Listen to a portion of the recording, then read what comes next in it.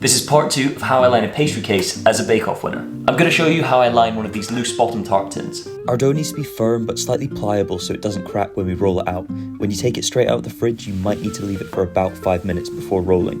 Give the surface a good dusting of flour and glide your dough over it.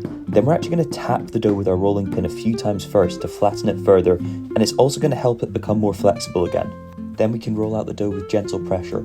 Roll it a couple of times, then rotate the dough and make sure it isn't sticking to the surface. You can always add a little extra flour underneath the dough if it sticks, or on top of the dough as well.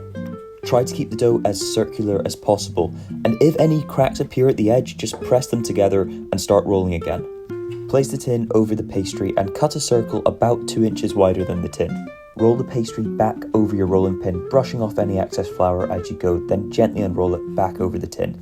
Lift up the excess pastry from the edge of the tin and press it into the corners all the way around. It can be good to use a ball of scrap pastry to really tightly pack it into the edges of the tin. We'll pop this back in the fridge for another 15 minutes and then I'll see you in part 3 when we're going to blind bake.